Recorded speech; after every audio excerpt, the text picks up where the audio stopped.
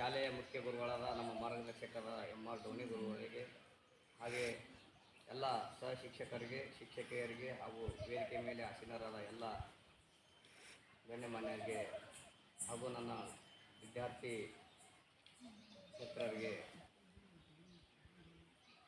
ಲಾಲ್ ಬಹದ್ದೂರ್ ಶಾಸ್ತ್ರಿಯವರ 121ನೇ ಜಯಂತಿಯ ಹಾಗೂ ಮಹಾತ್ಮ ಗಾಂಧೀಜಿಯವರ 156ನೇ ಜಯಂತಿಯ ಪ್ರಯುಕ್ತವಾಗಿ ಇಂದು ನಾವೆಲ್ಲರೂ ಈ ಕಾರ್ಯಕ್ರಮದಲ್ಲಿ ಪಾಲ್ಗೊಂಡಿದ್ದೇವೆ. ಮೊದಲಿಗೆ ಎಲ್ಲರಿಗೂ ಸ್ವಾಗತವನ್ನು ಕೋರುತ್ತಾ, ಈ ಮಹಾತ್ಮ ಗಾಂಧೀಜಿಯವರು 1869 ಅಕ್ಟೋಬರ್ 2ರಂದು ಗುಜರಾತ್ ರಾಜ್ಯದ ಪೋರ್ಬಂದರ್ದಲ್ಲಿ ಜನಿಸ್ತಾರೆ.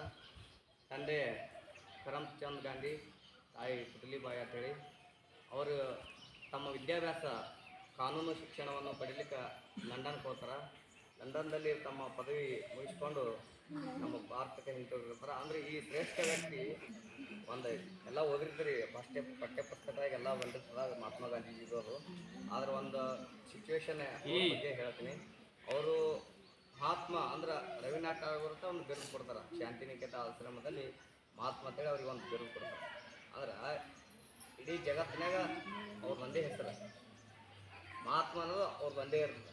ಈಗಾದರೂ ಪ್ರೆಸೆಂಟ್ ಮಹಾತ್ಮ ಅಂತೇಳಿ ಕರೆದ್ರೆ ಒಬ್ಬರು ಮಹಾತ್ಮ ಗಾಂಧೀಜಿ ಮಾತ್ರ, ಮತ್ತು ಯಾರಿಗೆ ಮಹಾತ್ಮ ಅನ್ನಲ್ಲ. ಮಹಾತ್ಮ ಅಂತೇಳಿ ಯಾಕೆ ಬಿರುದು ಹೇಳ್ತಾರ, ಜಗತ್ತಿನ ಶ್ರೇಷ್ಠ ನಾಯಕರಲ್ಲಿ ಒಬ್ಬರು ಯಾರು ಮಹಾತ್ಮ ಗಾಂಧೀಜಿ.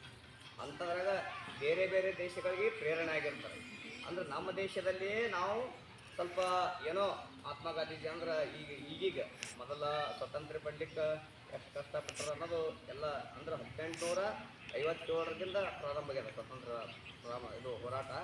ಸುಮಾರು 200 ವರ್ಷಗಳ ಕಾಲ ಮೌನವಾಗಿದ್ದುಕೊಂಡೇ ಇವ್ರ ತಪ್ಪು ಹೆಂಗಿತ್ತಂದ್ರೆ ಮೌನವಾಗಿ ಅಹಿಂಸಾತ್ಮಕವಾಗಿ ಮೌನವಾಗಿದ್ದುಕೊಂಡೇ ಸ್ವತಂತ್ರ ಪಡಿಬೇಕಂತ ಛಲ ಇರ್ತದೆ ಅವ್ರಿಗೆ. ಯಾರಿಗೆ ಮಹಾತ್ಮ ಗಾಂಧೀಜಿ. ಆ ಸಹಕಾರ ಚಳವಳಿ ಆಗಿರ್ಬೋದು, ದೊಡ್ಡ ಮೇಜಿನ ಸಮ್ಮೇಳನ ಆಗಿರ್ಬೋದು, ಎಲ್ಲ ರೀತಿಯ ಚಳವಳಿಗಳು, ಸುಟ್ಟಿಗೆ ಚಳವಳಿ ಆಗಿರ್ಬೋದು. ನಮ್ಮ ಕರ್ನಾಟಕದಲ್ಲಿ ಬಂದಿರ್ತಾರೆ. ಬೆಳಗಾವಿ 1924ರಾಗ ಬೆಳಗಾವಿ ಅಧಿವೇಶನ್ ಬಂದಿರ್ತಾರೆ. ಈ ಅನೇಕ ಹೋರಾಟಗಳಲ್ಲಿ ಪಾಲ್ಗೊಂಡು ಹಿಂಸೆಯಿಂದಲೇ ತಾವು ಸ್ವತಂತ್ರ